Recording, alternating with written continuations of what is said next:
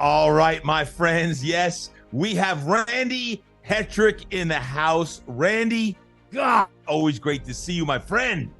My brother, I look forward to getting to spend time with you anytime. But hey, to be on your show, I mean, come on, that's high living. Man, hey, it's been what I'm calling International Randy Hetrick Day as we record this. You have been both on my mastermind call today, talking to Fit Pros, and then you were on my Impact X coaching call, which are all of our high performers. And man, I am so fired up for what you just delivered to them. And now, of course, we had to go on the podcast and talk Randy Hetrick Global and talk about all the things that you're doing. And I'm really excited to share your lessons and everything that you've been got going on, because it's crazy, man. Hey, this has been my favorite day in a long time. It's like a day of Durkin. Honestly, I'm my cup's full right now. I got a whole day with Durkin. So no, man, this is awesome. And why not roll on through to the pod? Well, man, I'll tell you what, so much to get through. And I want to dive in with some rapid fire questions for some of the folks who may not know you as the founder of TRX. I want to just rapid fire. I've got 7 questions. Are you ready? As ready as I'm going to be. All right, here we go. What brings you the most joy today? Oh, it's got to always be my kids, but that's personal. And then on the professional front, it's that, hey, we're starting to win again. Yeah, I like that. How many kids do you have? I got 2 sons, 2 beautiful blonde boys. I like it. I like it.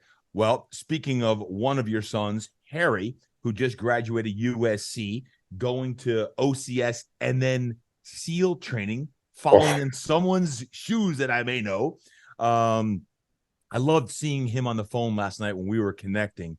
And in 15 seconds or less, what wisdom are you sharing with Harry Hetrick today? Well, I suppose wisdom is in the eye of the beholder, but to the extent that I have any to share, I guess it's a combination of 2 things, because you having your kid go into the teams, or try to go into the teams. He's not there yet, right? That's an important caveat. But one is like, I'm so proud of him for going after his dream, because man, if you don't go after your dream when you're young, then time's going to run out. You can find yourself too old to go after it at some point. So chasing his dream, and I love that, but also I'm trying to impart on him the importance in those kind of jobs of attention to detail, right? Because the little details, it's the little things. It's why, like my buddy Bill McCraven talks about, make your bed. Because if you start by making your bed, you do the little things right, then the big things become easier to get right. You do the little things wrong, big things can go wrong. And when they do in that kind of profession, there can be a bad outcome. So I want my boy to be doing things right from day one and have a beautiful career where he stays safe and does great things for the country. No doubt. I love that. Number 3, what do you most love doing these days that doesn't involve work? Well, my probably one of the things that gives me the most joy is being out of my longboard.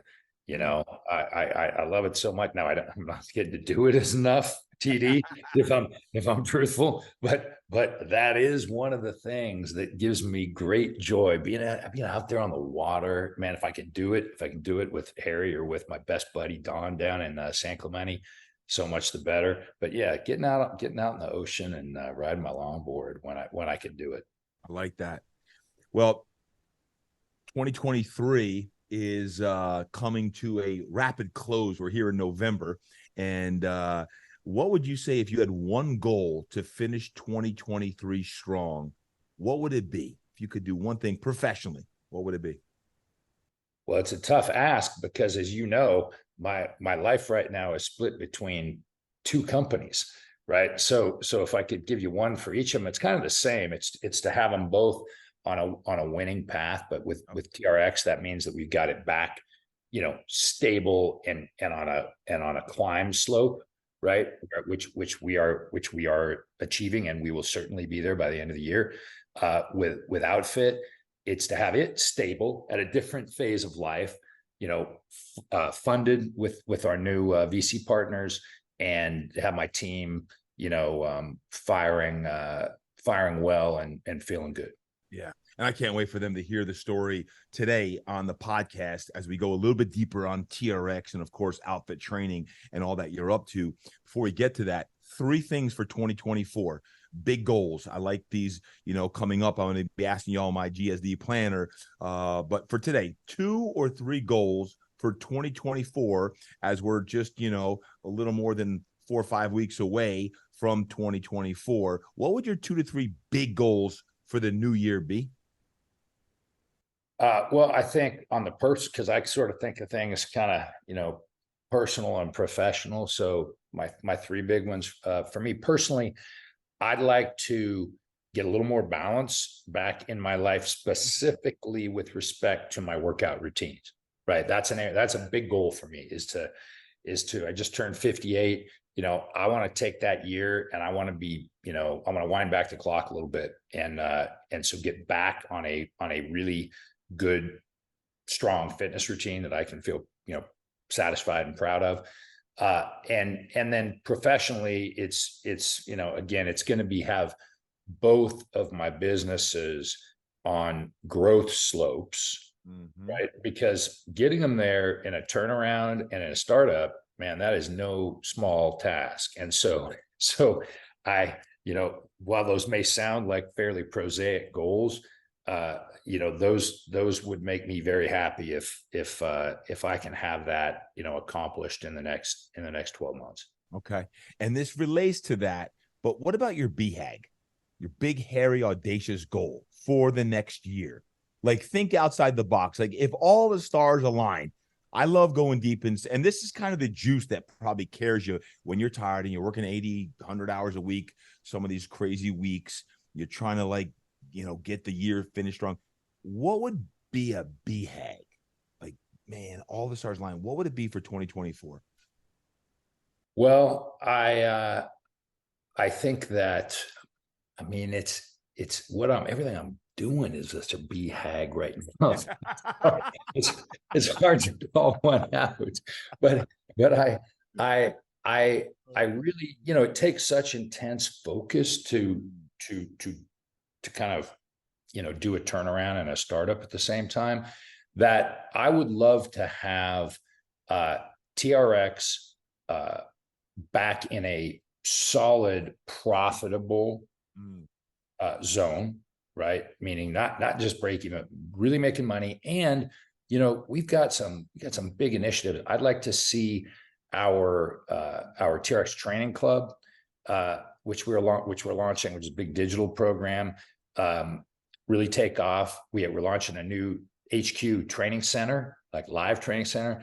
I'd like to see that thing firing. And I'd like to see with TRX's live education, live education is just starting to come back. So it's kind of all of the pieces of the engagement with our customers.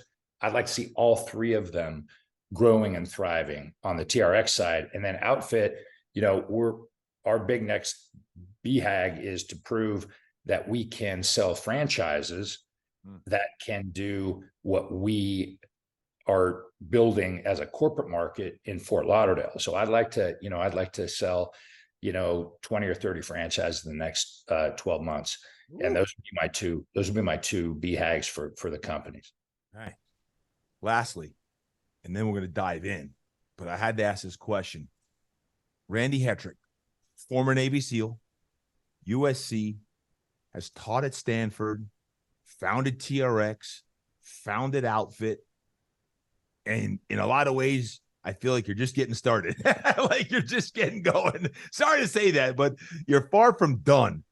If there were 3 to 5 words that someday we're going to be on your tombstone statement, and I hope that's in 50 years from now, but what would those 3 or 4 or 5 words be that would someday say what about Randy Hetrick? Man, well, I I think we talked about this a little bit, with one of the earlier groups. I think the idea of finishing up your life, having done what you did, and being able to say on your tombstone, or if with your dying breath, right, that you lived a life that made yourself proud. That would be a real achievement. And what I mean by that is that, well, it might sound a little narcissistic, right? Like I was joking, on your last day, you get to be narcissist. But really, what's important about making yourself proud is, I'm starting to realize at 58 that you can spend a lot of your life chasing a success definition that may or may not be yours, right? And so if you can make yourself proud, that means that not only did you do something meaningful professionally, but you took care of your family in a way that you had a great relationship with your family and your friends. You felt like your life was spent in a meaningful way. That to me is the measure of a life well lived, because you spend too much time trying to make other people proud, you could live a life that doesn't leave you satisfied, right? That's why I emphasize, punch up the make yourself proud. Right. Because if you make yourself proud, chances are all those around you are going to be proud of you too. And you're going to be satisfied with the life you lived. Randy, we've had a lot of conversations over many years. It was 2006, 7 when we first met each other at a conference in San Diego, where I found the TRX, and I was going to see a physical therapy institute with Dr. James Andrews, who had just did surgery on Drew's shoulder. And I was looking at every way to possibly help him with his rehab and his training to come back. I come across you in the TRX booth. You guys were just starting out TRX then. And ever since that time, it's been one heck of a ride. And most importantly, your friendship has been just truly awesome. And I say thank you for that. But there's been ups and there's been downs. There's been a lot of ups. And of course, there's been downs. In the last few years, the last 3 years, like everyone, had its own set of trials and tribulations. Can you just, in a shortened version, in the last 2-3 years with TRX and the changes that happened with TRX, and then of course, even now with all that you're doing, bring us up to snuff with, outfit, TRX, and where you're at. Yeah. Well, first of all, hey, man, our friendship is one of my, life's great treasures. And it's been amazing building businesses kind of alongside each other, right? Because we were a heck of a lot younger back then, TD. But here we are still going. And hey, the reality is that, like, whether it's personal life or professional life, it follows, sort of S curves, right? There's peaks and there's valleys. And that's, I think one of the things that I've come to realize is, like, you're going to have your ups and your downs. The good news is neither of them last, right? Mm-hmm. You'd love to be up forever, but that's just not life, right? Something's going to bring you down. It could be the sickness, of a family member. It could be any number of things, business, relationships. Like, there's going to be highs, there's going to be lows. And I certainly went through, I've been through highs. I had an incredible SEAL career, got out, went to Stanford Business School, started this crazy concept got in my garage with a strap that, ended up, doing almost 100 million in revenue. Like, that was all high, a lot of highs, but along the ways, there were plenty of lows. It wasn't like that was all high. And then just when I thought, sort of like, okay, we made it. Yep. Hey, I made a mistake, sold control of TRX to just, frankly, some not good guys in the private equity space, who, as most of people who follow me, or maybe who follow you, would have known from the industry, right? They basically grabbed hold of the tiller and ran the company into the rocks. And suddenly I found myself, with most of my equity that had been built in the business wiped out, and with no control. And I tried my best, to to help inform them, but they just wouldn't hear it. And, it's tough when you're dealing with, the smartest guys in every room, who aren't. Yep. But the good news about it is that out of crisis comes opportunity. And I had an opportunity to quickly evaluate what I thought, was the right outcome for that business. And I had a chance to canvass my network and see if I had anybody who could jump in with me and buy it back. And it turned out that, I had a buddy who had a particular set of skills, Jack Daly, from having been a career partner at Goldman Sachs, TPG, big time private equity company buyer, and financier. And he was in the right point of his life where he's super passionate about health, wellness, and happiness. Did really well financially as a financier. Ended up thinking this sounded like a good idea. So he and I partnered up. He put up the capital. I put up the sweat, and being the guy who built Humpty Dumpty, I had my, my contributions that I would bring to it. He had his expertise and assets. And man, I tell you what, like the odds of that were not good, of that happening, of me finding a guy of such character, with the financial assets and the expertise to do this. And we ended up buying the company back, and turning around. And in a year, we basically got the business turned around. Jack's doing a heck of a job. He's never been a CEO before. He's been on tons of boards, but just crushing it. Because I had spun out and of the company when the PE guys, were taking it down. I just said, I can't be part of this. So I left and started a startup, Outfit Training. So, you kind of see I'm always forever wearing my two brands. And depending on the day, it's either more TRX and Outfit. Some days it's the other. It's the hats, TRX, and the shirts Outfit. But yeah, it was quite something to, have a startup and suddenly find a turnaround back in my lap. But it's afforded me the opportunity to stretch myself in ways that I didn't expect to be stretched in my late 50s. But man, I'll tell you, sometimes, you get those unexpected challenges, and if you can rise to them, there's an awful lot of satisfaction in that. And I'm starting to feel that satisfaction, right, that comes from your efforts starting to bear some fruit.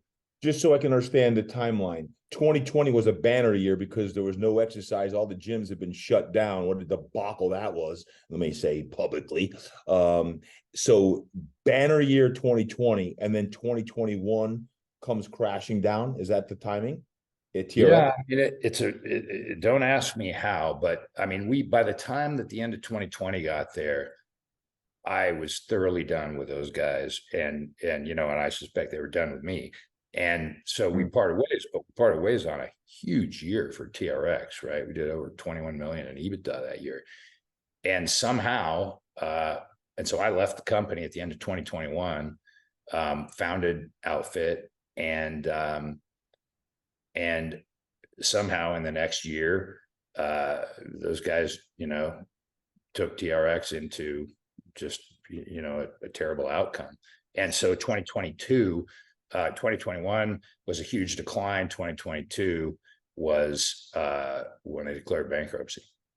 So okay. And that's when you started Outfit over the last, let's say, year and a half. You planted it, started growing in Florida. Yeah, I started at the beginning of 2021, right? Yeah. Early 2021 was when we started laying the groundwork, because I left any executive role at TRX in October or November 2020. And so I spent 2021 building all the assets for Outfit, because it's really a tech company in van company clothing, if you will, much like Uber, right? You ask what kind of company Uber is. It's you might look at it and say it's a car company, but you'd be wrong. It's a tech company in which cars deliver the service, right? But tech runs the business. And now less than 2 years later, you're franchising. Just came out with that, correct? Yeah, we spent a couple of years making sure that we knew what we were doing, which we didn't right at first, as you never will, and but getting better, learning, perfecting the systems, hardening the tech, all the things that you do at an early stage business. And I just believe you can't really become a franchisor till you've been a franchisee. So we've spent the better part of the last 2 years building a corporately operated franchise in Fort Lauderdale. And then just in the spring of this year, we reckoned that we were ready to slowly start selling franchises and opening them. And we just opened our first franchise partner in Atlanta. Nice. Congratulations. That's huge, right? The first one, you got to get the first one. Without the first one, you can't get any traction. So and we got such great people there. Jamie and Lauren Adam. I mean, they're awesome. She was a D1 swimmer, swim coach, just a delightful human being. And so, I couldn't be more excited to help them achieve success. And really the great thing about a franchise from a franchisee's perspective is the franchisor needs the franchisee to succeed as much as the franchisee needs 100%. To succeed him or herself. 100%. So we're really excited to be in business with those guys, and we're getting ramped up now and start to bring in some more. Wow. So that happened when was your first franchisee? When in Atlanta did they sign the documents and they're now moving? About 3-4 months ago was when so summer. And I mean, that's the beauty of Outfit, because it's a mobile business, so we don't have to go through planning, zoning, build outs, the things that brick and mortar usually has to go through. So about a 90-day, plus or minus about a 90-day sale to launch is what we are shooting for. And we were a little longer than that with Jamie and Lauren, but since it's our first one, we're just kind of ironing out some of the wrinkles. But we got them launched in about 4 months. So I want y'all to understand this, just so you can really feel it, because Randy, I saw him through this time, and you're so even keeled and modest and humble. But if you really listen to what he just said, you took your baby and raised your baby to $100 million company, and then it comes crashing down to not only worth nothing, you're losing it, and it's gone, and you leave, you go across the country, which that by itself, if you can almost feel the emotions there, you're like, well, I got to start something because I lost every bit of dollar I was going to, have for my fortune someday. Start fresh from nothing. And then you started a brand new whole ecosystem, a whole business called Outfit. And in the last 2 years, have now turned it into a franchise. And I'll remember, because you were on a previous franchise, you said, I'm a starter, not a finisher. You love starting things. And I can't think of right now, in a moment where we talk about some of these lessons, of all the lessons you've learned from TRX, the high $100 million worth of lessons, down to nothing. And now you've got this metamorphic skyrocketing of just energy and fluidity that I can't even contain right now. It's exciting, man. I'm excited for you. It's no one could ever predict. It's a hero story. It really is a hero story, bro. It's crazy. Well, I mean, I think that's too kind, right? By a bit, but it's a lesson, I guess, in life, right? It's back to what we talked about. There's highs and there's lows, and I certainly have some advantages because of what my teams and I were able to build at TRX, in starting something new. And I'd adjust slightly what I said on that podcast. What I think that some folks are better at creating, right? And some folks are better at managing things that already exist. And my kind of natural inclination is to see a problem, and if I think I have a solution, right, and I've always been this way. Like I do this with, it's why like product design is one of the things that kind of turns me on, because I like the idea of going, man, there's an opportunity there. It was like the Bandit, right? Which is our newest tool. We just launched it at TRX. That was simply me looking at why did none of my friends in the industry really use strength bands all that much? And when I dug into it, I found out, well, yeah, it hurts people's hands, and most clients don't like it. So that was an opportunity to create something. And I look at companies that way too. So I'm better and more motivated by creating, building, and pulling a team together, organizing them around a mission. Then once something is mature and it needs to be managed on a daily basis, and it's like micro details, right? That's better done by somebody other than me. And so that's kind of what I meant. It's like I'm more of a startup guy than an ongoing large company manager. Well, I want to dive into these secrets. Let's tell them your secrets. But before I do that, just so that if someone wanted to check out either TRX or Outfit, where can they do that? What's the best way they can look at Outfit or TRX before we dive into all your great secret lessons? Well, all right. So trxtraining.com, at TRX Training on social. We got so much great stuff going on there. That's worth it's really TRX 2.0 TD, because we're taking all the best of the old and bringing a whole bunch of great new stuff, exciting. And there's just so much goodness going on. The TRX Training Club is amazing. So go to trxtraining.com if you want to learn some more about TRX. And then, Outfit is a franchise, outfitfranchise.com, for people who are interested in potentially evaluating Outfit as a business opportunity. That's where you'd look there, and at Outfit Training on social. At Outfit Training _HQ is our Instagram site, and we got a lot of good stuff there. So follow them along. Y'all, if you're a fitness enthusiast in any way, you probably have used the black and yellow TRX straps.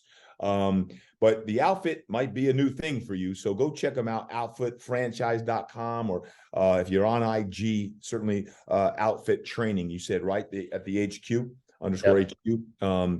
So share, and you don't need to go long, but I'm curious about some of these lessons.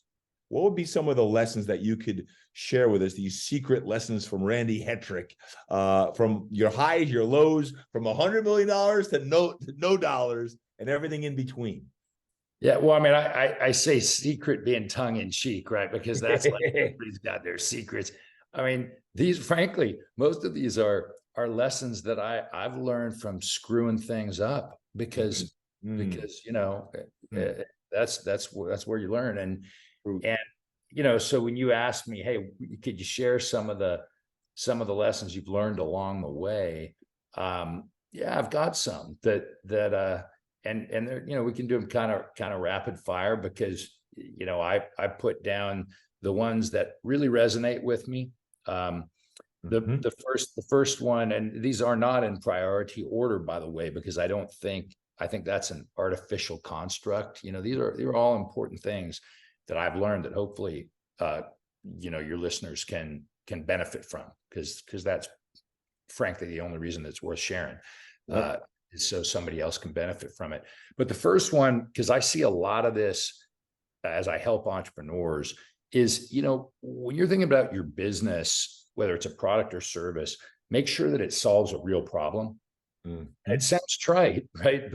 But you'd be surprised at how often people start businesses just because they can.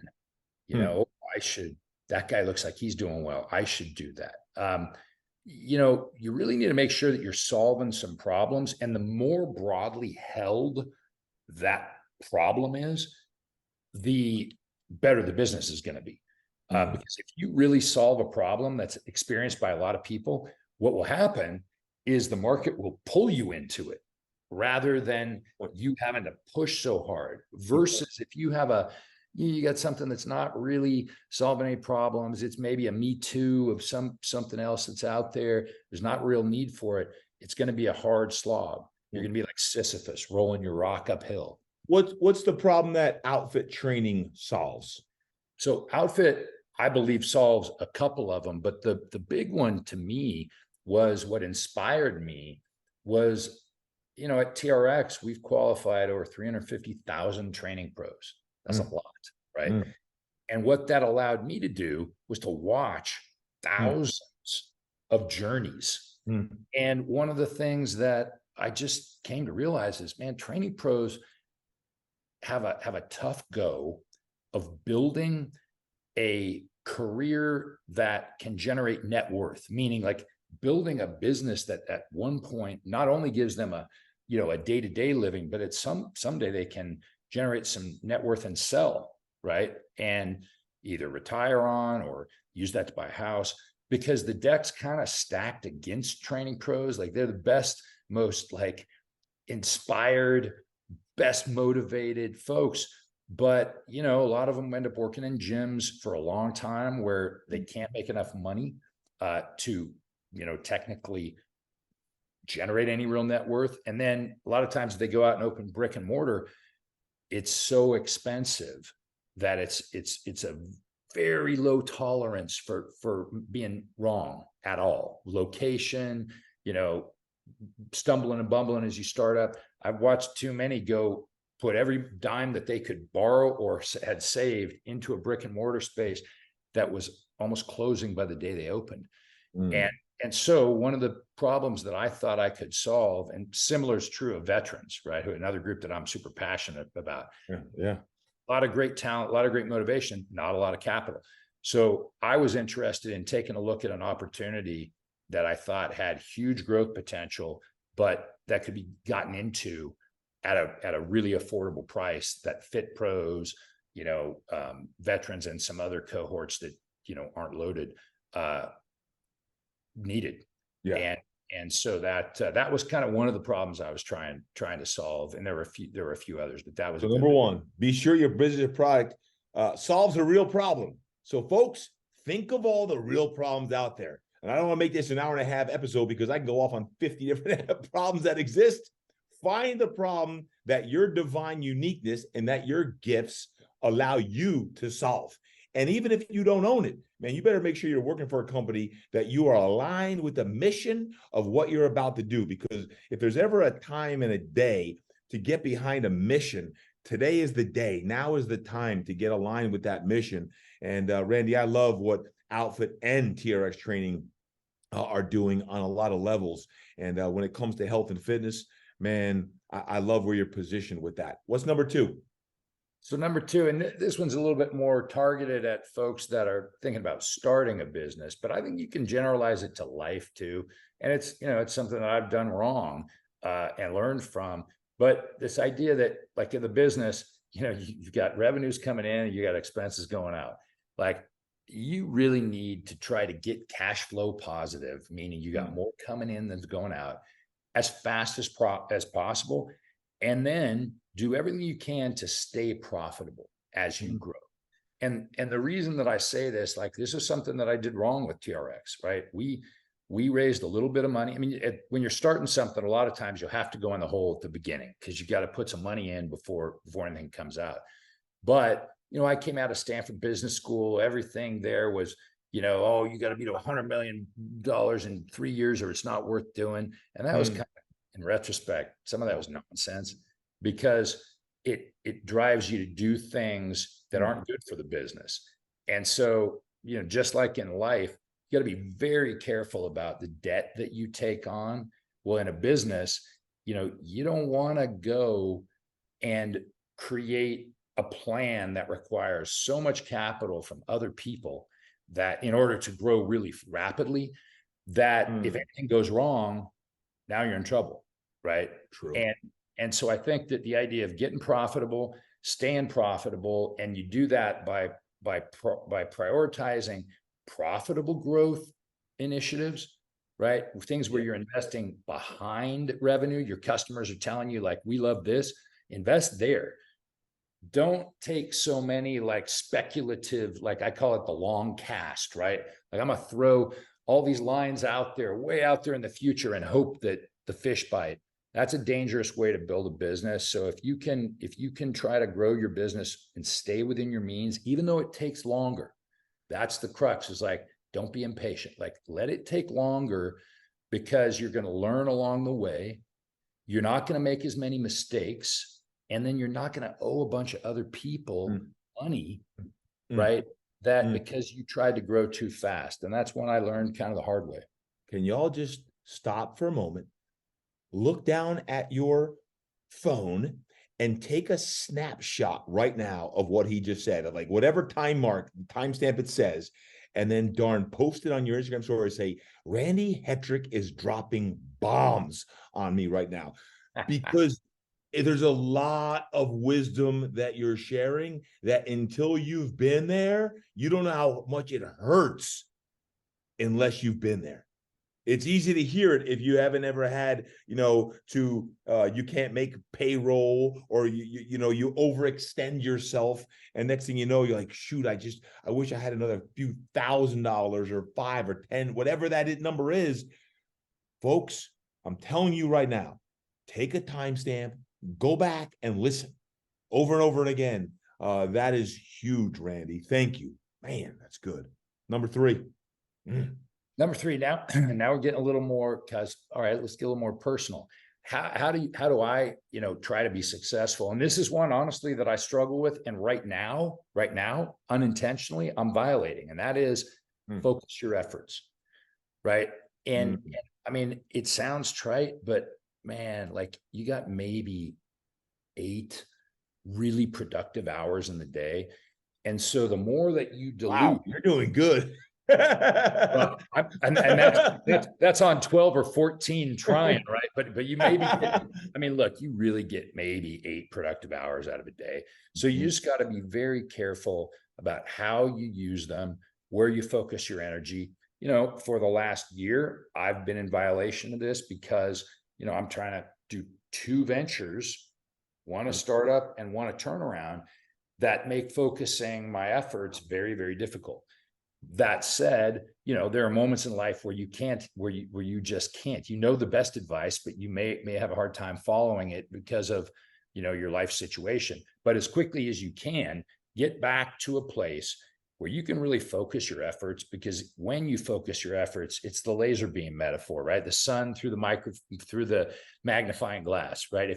If it's diffused all over the place, it doesn't generate any heat.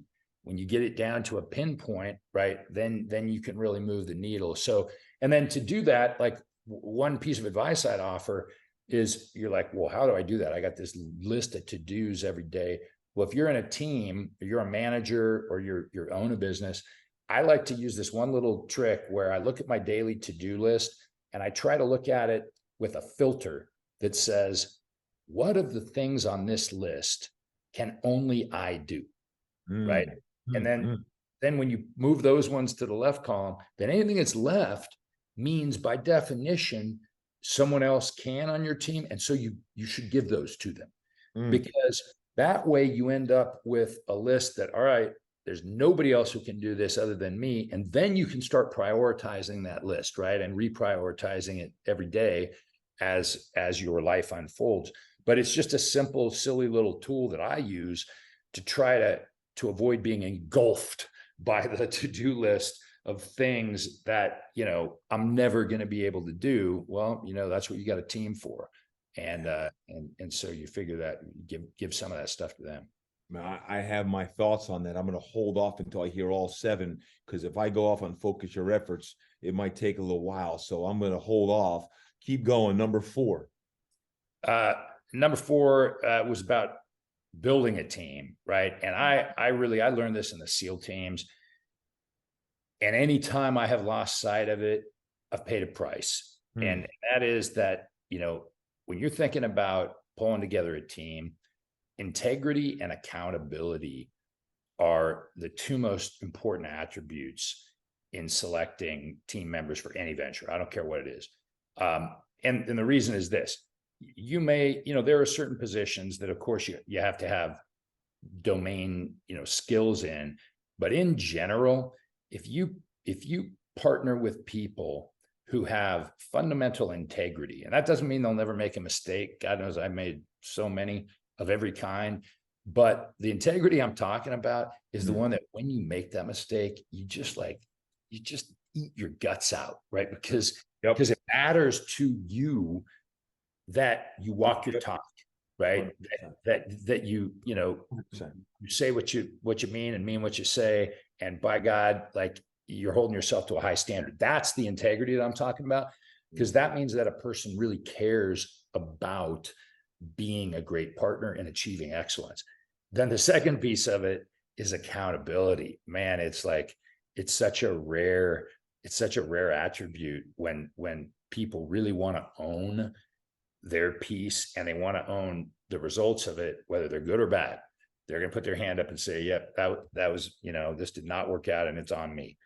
I end up doing that all the time, right? Because I kind of sit, up at the top of the hierarchy, and I'm responsible for everything that goes on, whether I had anything to do with it or not. I should have known better.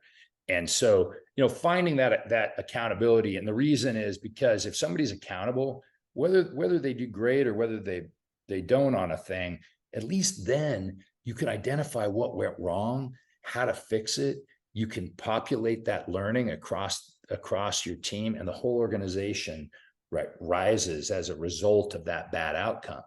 If nobody's willing to, cop to well, it wasn't me, I don't know who screwed that up, then you can't learn and you can't improve. So those to me are two traits that are just critical. Randy, what are the growth trajectories both at TRX and in outfit training when you talk about selecting team members? Are you in a growth mode now? Or are you, okay, we've got our teammates that can execute for the next 6 to 12 months? Or are you guys into a rapid ascension of growth right now? Well, in TRX, we just went through a pretty significant hiring phase because we stabilized the business. Yep. There were a lot of holes in the business that had to be filled. So we've just gone out and brought in a whole bunch of really talented people. So, right now we're kind of, I'd say we're certainly on a growth trend, but we've slowed our hiring a little bit because we hired, I don't know, 40% of the company new fairly recently. At Outfit, we're just starting to hire, right? Because we had a little founding team, and now we're starting to grow. So yeah, we're beginning, but we're still puppy. Well, So, and as the franchise ramps up, I'm assuming then that's going to take some infrastructure, right, to support the franchisees as you go from 1 to 20 to 50. Now all of a sudden there's infrastructure. Yeah. It'll be support infrastructure primarily that we hire, and field support, right? So we'll be filling some positions probably initially with contract labor. So like for the right folks that are out there in regions around the country, there definitely will be opportunities as we succeed. So integrity and accountability, talking teammates and team members on that. What about number 5? What's your 5th lesson? So 5 is a big one, and it comes to it's still on the people front, right? But it's culture, and a strong culture. It really is like the indispensable glue to any organization that holds it together. Because what I learned, from being at the counter-terror unit, the SEAL teams, it's probably the strongest culture organization maybe on earth, but certainly up there, among the strongest. And when you think about what that culture achieves, like, these guys don't make any money per se, right? Nothing compared to what they could do on the outside. They do things, 300 days a year that could kill you if anything goes wrong. They're away from their families. They're in harm's way. And why do they do it? Well, think about that, right? With the organizational challenges that we all have, out here in the civilian world. Well, they do it because they have this unbelievable culture alignment around this mission, and they trust each other implicitly because they know that the selection to get there was so hard. The commitment, right, that those guys put into what they do is unlimited, right? And most importantly, everyone there understands that the number one priority is the team, right? Like the number one priority. Number two priority is the individual, right? And that's a hard thing to achieve in a world of entitlement and personal prerogative. But if you can get that team orientation where everyone realizes that, hey, the first thing that we're going to do here is whatever is good for this organization. And then the second thing is we're going to take care, I'm going to get mine if the organization succeeds. It's a subtle but fundamental shift versus me first. And if I get what I want, then I'll support the organization. And so that culture, building that culture where it's not a me first organization, it's a team first organization. And sometimes it means you got to put your ego to the side and do what's right for the team. Sometimes it means you got to put your personal aspirations for increased comp or whatever aside, because it's, and do what's right for the organization. If you can achieve that, man, it's powerful. Man. But I have a question for you on that, on culture. And I've been watching this closely, and I don't know how you feel about it, but this is like me and you talking here. As far as just a world-class culture for a business, I love when there's people around the office. I love when I can actually just feel the kinesthetic energy of having people in and out and out. I also see some of the benefits of these, you're all over the country spread out.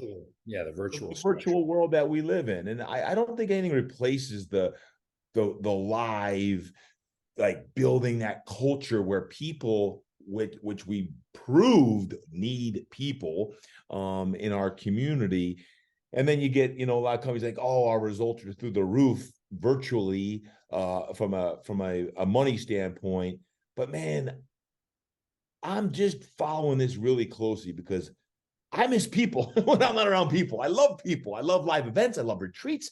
I love conferences. I love being around people. And whenever we're around people at the gym, it brings about electric energy. So I'm just curious, when you talk about strong culture as the indispensable glue to any organization, when it comes to world-class culture, what's your philosophy on virtual versus live? And things are coming back, thank God. But what's your thought process on this? Well, I mean, I started in one place at the beginning of COVID, and I'm in a very different place now. Yeah. As I think the majority, frankly, of businesses, everybody started with the idea that, hey, wait a minute, we can reduce a lot of expenses. We don't need an HQ. We can hire people from much lower, maybe much lower income areas or income expectations. You still find talented people. I think that experiment has largely failed, which is why you're seeing even the biggest of the kind of unicorn tech companies have all rolled that back. And I think the reason that they wasn't obvious at the time. A lot of smart people made bad decisions in that space, including, frankly, I watched the effect that it had on TRX, right? Like 100%. Becoming a virtual company at TRX was the seeds of its demise. Yep. No question. Because what happens is, it becomes almost impossible to maintain a culture, that culture I was just talking about, right? Because everybody's at home, yes, it's convenient. Yes, you get to, there's no boss staring at you going, what are you doing? Right. You get to run around. But what that does, again, it's like the opposite of what I was just arguing about team first. You're putting the organization second. That's what made me think about it. Your personal, convenience first, but the organization will suffer because, and then you will suffer eventually because what happens when you're together? Mentorship, camaraderie, right? Culture building, like the relationship building that produces cultures. So when you're not together, I don't care how often you're on virtually, it's much, much, much harder to accomplish. And so I'm not a fan of the virtual company. I think I've not done the great job yet that I want to do with building outfits culture as I did in the early years with TRX. But part of that is because outfit it was birthed in a virtual universe. 100%. Literally. Yeah. So I'm not a fan. I'm not a fan of it. I am a fan of maybe a hybrid model that is a little bit looser, but I think you got to have an epicenter of gravity for an organization and a culture in one place where people are together. And then, maybe there's room for a day or two working from home. I think that's probably the right balance. Agreed. Well, that's 5. You got 2 more quick ones. What do we got? More. 5 would be great. Well, let's go an extra 2. All right. The extra 2. Well, I mean, hey, this is good news and bad news, because this one is that the biggest lessons in life come from your life's biggest mistakes.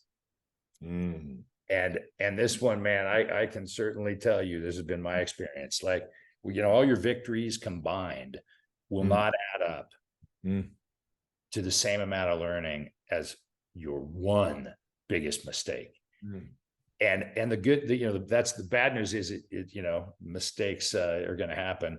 The good news is, like, you think about the ROI on that one, man. Think about how much you learn out of one mistake, because you spend all this time. First of all, it may have a real negative outcome, right, on your business or on your life, but you spend months, if not years, or even decades agonizing about that mistake and dissecting every learning, right, that you could have done differently. And victories come and go in the flash of a bat of an eye, and you don't learn that much from them. I mean, everybody prefers them. I certainly prefer them, but you learn an awful lot from your mistakes. So tell me this is the $1 million question here. If you're living in that mindset right now, where you made a mistake, whatever that mistake is, and you can't flush it, you can't let it go. And even though it's a lesson that's going to propel you forward eventually, how did you let it go? Or how are you using it now as fuel to fuel even outfit or whatever that may be when it comes to your biggest mistakes? How do you do that? Well, I mean, I think you got to own them first, because not owning them kind of makes you a victim. And I think, I've talked about this before, the power in taking action. The longer you spend in kind of a victim space, the more miserable, the more suffering you're gonna incur. So, one of them is just all right, own it, realize, like, you ain't alone. It's a human condition. It's what we do. We screw things up, right? And so everybody else that is in your world, your network, everyone is going through their own disappointments and mistakes, whether they show it or not. So, you got to just kind of acknowledge that it's a condition of humanity, and then just own it and come up, distill your lessons and come up with an action plan, to move forward and do better. That's the best way I know to deal with mistakes and disappointments. And I've had plenty, and some of them are harder to shake off than others, but ultimately you got to move forward in life. Right. And you don't, unless you got a time clock, a time machine, I'm sorry. Yeah. No, you're right. You don't have the ability to go back and do it over again. All you can really do is do it better next time. That's right. Right. And that's and I want to make sure y'all know this. If by any reason why any of you are still living from 2020, 21, 22, and any mistakes or things that happened, what professionally or personally in the last 3 to 5 years, and it's still bogging you down, release it today. Release it. We did that shift retreat last year. Remember, we had to cross that sand and draw that, and like, we're moving on. We're snapping it. We got to go.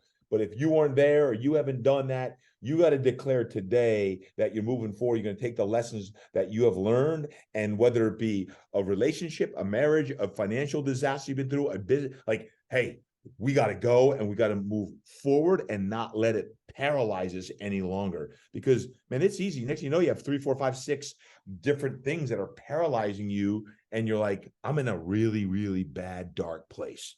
And then it's going down. And you lost time too, right? Think about that. Like we have so few days on earth, right? And you talk to anybody who's in the last, quarter of their life, and they all tell you the same thing. Like, man, how fast that went, right? And it goes faster and faster as the days get shorter. So, my grandmother lived to be 103 and a half. And the one thing she said that she regretted to me was she said, if I could go back and undo one thing, it'd be all the silly days I spent in angst over nothing, right? Over things that at the time felt so important, but in fact, in the light of hindsight. When did she tell you that? How old was she when she told you that? She and I ended up sitting, we missed our ferry in Seattle. We ended up sitting on the front of the ferry loading zone, staring out at the Puget Sound for about an hour, because I was taking her to dinner when she was 103. And just talking about life. And I said to her, what, as you sit here, like, what do you wish you could do over? And she thought for a minute and said, I just wish I could have all those silly days that I spent in angst over stupid things back, because all the days went so fast. Interesting. That's deep, man. Wow. Well, one more last. This one I saved best for last for one reason, because it applies to all of us. The rest kind of, there's some that apply relatively more, some that apply relatively less, depending on what you do for a living, where you are in life. This one, right, applies to all of us. And it's, I've couched it as the single most important business asset, but I actually think it may be one of the most important assets that we have as people. It's a high functioning personal network, right? And it's something that's easy to kind of overlook, or to even look at. Like, networking kind of has a negative connotation to it sometimes. But if you have a really high functioning personal network, what that means is that you've been the kind of person that has made time to not only meet other people and listen to them and learn about them, but it means you've been the kind of person that also has been available to those friends, associates, acquaintances, to help however you could. And when you do that, and I've really, I think this is, I've done a lot, I've screwed up a lot of stuff, but this is one of the things that I think I've actually done pretty well. And I've had a luxury of having multiple different lives, right? From, a career military to, a business school experience, to a entrepreneur a couple of times, and as a parent, right? Those are kind of your various networks that you build. Man, like, those networks are so powerful. And as long as you've been the kind of person that was willing to stop your bus, get out and help, a friend or an acquaintance when they needed some help, that will, over the course of decades, become more and more and more powerful. And when you need it most, right, your network will open up for you. And how do you do that if you don't have that now? Let's say there's a guy or gal that's listening in. They hear this, hey, you're just like the 5 closest people in your life, or your network determines, your network is your net worth, and all these things you hear, but they can't get that inner circle of people they want. What would be your wisdom and advice that you would share of how do you increase your high functioning personal network? Well, you have to be conscious of that as a goal. There you go. Right? Because if you go to a conference, right? Think about how often you go to a conference, you meet 1 or 2 people and you hang out with them the whole time. And, then the conference is over. Well, what a missed opportunity, right? To have gone out and not only met those 2 or 3 people that you really hit it off with, but if you're conscious and saying, well, who else is here that I find interesting, who does something that I don't know a lot about, but might one day need to know about, I mean, obviously, if you're at a conference, you can't meet everybody, but you spend some energy and be mindful of the opportunity to meet some new people, be in contact with them, follow up with them, and then as time goes by, right, stay in touch with them. And anytime you have an opportunity to help, do. Yeah. Right. I mean, I spent an awful lot of time like trying to help out new entrepreneurs, just because I've got a little bit that I can add, and You that said it. entrepreneur might go on to become, the next Mark Zuckerberg. You said it. Yeah. You said it. I got a list, like, who can I serve? And if you've got people at podcasts you listen to, instead of asking people for what can they do for you, ask them, how can you serve them? How can you help them? Heck, Randy Hetrick, how can we help you? How can we help you? If we get 5, 10, 20,000 people that ask Randy, hey, how can I help you? Guess what? He's going to be like, dude, we got a great network of people here. How can I help you? And next thing you know, you're ratcheting on up. So help. How can I help? How can I help? Not enough people ask that because it's all about them. Not, hey, how can I help you? And lead with that question. Hey, what do you got going on in your company I can help with? What can I do? Now all of a sudden that ratchets up the whole mindset of what you're doing. So, man, Randy, that is really good. Thank you. Man, yeah, you hit it.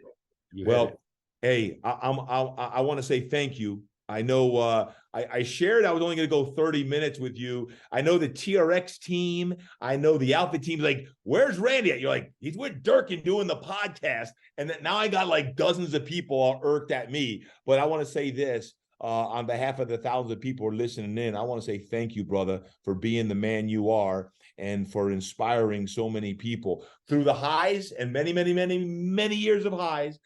And even though you just mentioned in the mistakes or the failures, man, the best is yet to come. Yeah, well, hey, if we can as getting older guys, right, if we can inspire a few younger ones or help them through some of those lows, then that's what it's all about. And if any of your guys are thinking about new businesses, interested in it, take a look at Outfit, because I do think we got something special going on. And the biggest enemy of an early stage business is obscurity. So right now we're trying to get the word out. So, tell your friends, take a look if they're interested in it, and we'll just try to do something else. If you're watching on YouTube, take a picture of this and get it out in your social media right now. If you're listening in via the many different ways you may listen to your podcast, please snap a picture, and don't let Randy Hetrick and Outfit or TRX live in obscurity. We don't want him living in obscurity. Randy, what's the best place that one can reach out to you, contact you, or the social media handles so they have it all right now? Well, so at TRX, it's at TRX Training. Yep. At Outfit, it's at Outfit Training _HQ. Those are our social handles. And then trxtraining.com is the URL for TRX. Outfitfranchise.com is the outfit. And then for me personally, if somebody just needs to get a hold of me, Randy at randyhetrick.com. I so appreciate you, Randy. Thank you for showing up today and sharing with all of our guests. Man, 7 lessons, and it goes way beyond the 7 lessons and the rapid fire questions I brought. But brother, man, thank you. What can we best do to help you? Hey, man, I just being part of your world helps me, TD. And if anybody, just as I was just asking, like the one thing, I guess, reaching out to my network right now, it's getting the word out about Outfit, just having people take a look. Right. Because if it's not right for somebody, I certainly wouldn't want to try to convince them of it. But I think it's going to be right for a lot of people. So if you're in Florida or Atlanta, go take a class. Right. If you're in Florida or Atlanta, take a class. And if you're not in Florida or Atlanta and don't take a class, then reach out to Randy or to Outfit and take a look at what they have. And whether you're going to be a participant someday in the next few years, this thing has a meteoric rise, or you want to someday be a franchisee, the opportunity now exists. So Randy Hetrick, my man, I love you, brother. Thank you. TD, great to be with you. Great to continue the TRX journey with you. We've been on for so long, and always, if you need me, I'm there. Man, hey, you got to end this how you always do. What's your classic ending? What are you ending with? Hey, man, make your body your machine. Yeah, love it. Man, oh man, I cannot be more grateful right now than the conversation I just had with Randy Hetrick. And I'm so glad that you were part of that conversation when Randy shares his 7 lessons or 7 secrets of entrepreneurial, his pursuit. It's been interesting to now over 15 years of getting to know Randy, knowing Randy, and him becoming one of my best friends, to just see his ascent up the TRX ladder all the way. And we've done a lot of things together. And then obviously through the pandemic and the crazy turbulent time that was. And then now also with his outfit franchise and what he's doing through there. I want to share out of those lessons some of the 7 that really resonated with me. The focus your efforts. He said, focus your effort. I wrote this down. Triage your daily to-do list with the things that only I can do filter. I don't know about you all, but how many times do we end up doing way too many things in a day that we shouldn't be doing because we should be doing things of higher value, and you end up wasting 2, 3, 4 hours of time that you could have someone else do, and you be writing the book or you be working on the big project on that. So I think this is something that we can meticulously work on here as 2023 ends in 2024. And that's something that even in the planner coming up here, I know I'll be talking a lot about, is just really micro focusing our efforts. I thought that was really, really strong. I love what he said about the strong culture is the indispensable glue to any organization. I'm intrigued now, and the more I'm speaking, and in 2023, having spoken quite a bit, thank God, getting back on the stage and all, but it's about culture, because a lot of companies now are thinking about culture and how do we restore the energy of our people, and people are kind of all over the place. Some are in good spaces, some are not in good spaces, and some you think they're in good spaces, but they're not in good spaces. In a lot of ways, the fragmented workplace that some organizations are part of, if you are in any kind of a virtual network, it's really, really important that you build in live events. And whether that be monthly or quarterly, there must be live in-person time with your team. You must have that live team time. Nothing replaces live time. We're human beings, and it's important that we meet live. So that really struck a chord with me. And I loved what he said about your biggest lessons in life come from your biggest mistakes. I hate it, but it's true. Like, we don't want to ever look too far back at all of our mistakes, but why is it our mistakes or our losses in life, so many times it hurts so bad that it means so much? And for any of you who have experienced loss in the last 3 to 5 years, including during the pandemic, maybe things changed personally or professionally.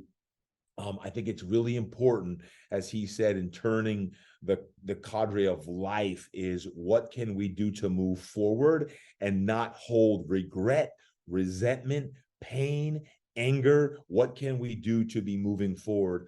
And I shared it on my call earlier with my mastermind, but I must share with you because, hey, our podcast family is very unique, and I appreciate and read every darn one of your comments, and whether it be on my social media or you text me on my text community. I was sharing with my wife, Melanie, just this morning, is, man, I haven't felt this good in 5 years. And I got thinking, like, man, that's 2018, 2018. I haven't felt this kind of poignancy getting ready for the new year, because in 2019 I was burnt out, and then of course in 2020, that whole dilemma of all of that, of just fight, and being really, really excited for 2024 and what is about to become. But it's nice to be able to sometimes stop, reflect, and think about, hey, if you are excited about the future, whether that be next month, next year, and you're seeing some light at the end of the tunnel, thank God that we're there. And man, I know I am really excited for 2024. So you're going to feel that coming up next month on the upcoming episodes. But lastly, when Randy talked about the high functioning personal network, I am so grateful for who I have in my life, and I can call Randy Hetrick and say, hey, can you come on the podcast? And some of our podcast guests here in 2023 alone have been just epic. But I want you to know, when I think of high functioning personal network, that podcasts are one of them. And I value your time.